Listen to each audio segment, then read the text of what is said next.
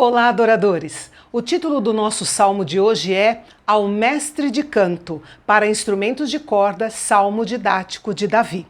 Esse salmo descreve uma época em que estava acontecendo algum tipo de rebelião ou luta pelo poder contra o rei Davi, e o líder dessa traição foi um companheiro muito próximo, alguém em quem Davi confiava muito. A cidade de Jerusalém estava cheia de violência e conflitos por causa da tal rebelião. Davi então clamou ao Senhor. A maioria dos comentaristas ajusta este salmo à rebelião de Absalão, filho de Davi, associado com Aitofel, conselheiro pessoal do rei Davi.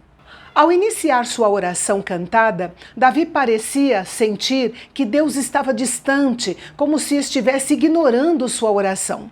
Mesmo assim, ele insistiu em continuar clamando. O fato é que Davi estava apavorado com o transtorno que aqueles inimigos vinham causando. O estresse dessa crise lhe causou angústia mental, aumentada pelo perigo real de morte, e isso fez Davi tremer de medo diante da expectativa de ser massacrado.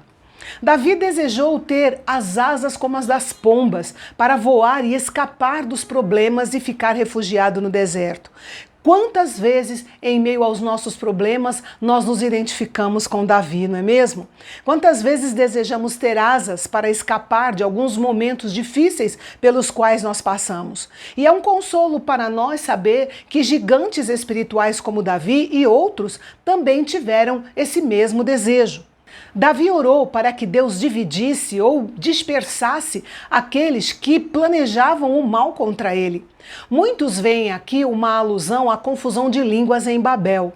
Ele se lembra de como Deus lidou com Babel e pede para que o Senhor confunda as intenções malignas contra ele. Se este salmo de fato estiver ligado à rebelião de Absalão e à traição de Aitofel, a menção desta oração e sua resposta estão registradas quando houve uma divisão de opinião entre os conselheiros de Absalão, Aitofel e Uzai.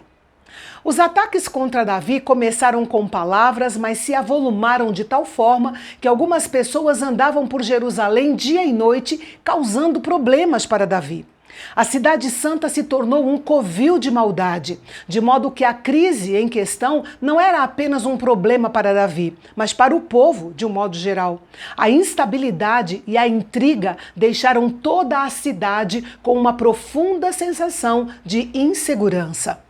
Nos versículos 12 a 14, Davi fala de um homem não identificado que era parceiro e amigo íntimo dele. Eles ajudaram um ao outro com conselhos e foram juntos para a casa de Deus. Acontece que esse amigo agora o havia traído, o odiava e o afrontava. E esse foi o pior golpe de todos para Davi. Ele poderia ter se preparado para suportar tudo de um inimigo, mas de um amigo não. Isso o deixou muito abalado. No versículo 15, Davi faz uma declaração notavelmente forte, que mostra o quanto ele estava ferido. Ele fez uma oração imprecatória e recusou se vingar, deixando isso por conta de Deus, pois a maldade já estava profundamente enraizada no coração dos seus inimigos. Depois, Davi mudou abruptamente sua oração e começou a declarar calma e confiança em Deus. Ele não se esforçaria para enfrentar as conspirações dos seus adversários, nem imitaria sua violência, mas se oporia diretamente ao comportamento ímpio deles, recorrendo continuamente ao seu Deus. Note que aqui Davi está falando sozinho, e é isso que devemos nos esforçar para fazer, falar conosco mesmos, dando vozes de comando a nós mesmos sobre posturas que devemos tomar em determinadas circunstâncias adversas. A confiança de Davi em Deus estava enraizada na dependência sincera de Deus, demonstrada pela oração constante, à tarde, ou seja, no final do dia, pela manhã e ao meio-dia. Essa atitude deu a Davi a confiança em Deus para dizer: Ele ouvirá a minha voz. Davi sentiu que a sua alma tinha sido resgatada da turbulência e da crise para a paz. A batalha continuou e ainda havia muitos contra ele, mas sua alma estava em paz. Davi voltou a mencionar o seu inimigo anônimo, enfatizando o quanto ele se mostrava traiçoeiro, rompendo relações pacíficas e acordos que haviam sido feitos. Havia se tornado um homem sem honra alguma. Em contraste, vemos quão honrado foi Davi em não mencionar o nome do tal homem. O versículo 22 tem uma promessa maravilhosa. Lance os seus cuidados ou os teus fardos sobre o Senhor e Ele os susterá. Jamais permitirá que o justo seja abalado. Note que a experiência do sofrimento não foi tirada de Davi, mas ele foi sustentado pelo Senhor e fortalecido o suficiente para resistir à pressão e, através dela, tornar o seu serviço mais perfeito. E é assim que Deus sempre nos sustenta, com esse objetivo. Davi estava convencido de que o seu destino não estava nas mãos dos homens traiçoeiros. Deus ainda era o Senhor de tudo e tinha a palavra final sobre toda aquela situação. O que vemos neste salmo é um movimento do medo para a fúria, da fúria para a fé. O medo leva ao desejo de fugir, a fúria aumenta a consciência do que está errado, mas somente a fé faz nascer a coragem para enfrentar.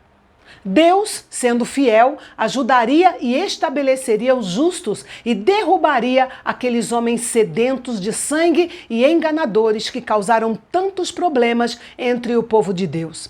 E o salmo termina com o foco em Deus e não nos inimigos de Davi. Aliás, o salmo gira em torno de 3 personagens: Deus, Davi e os inimigos, mas termina com apenas 2 e a frase "Eu, todavia, confiarei em ti".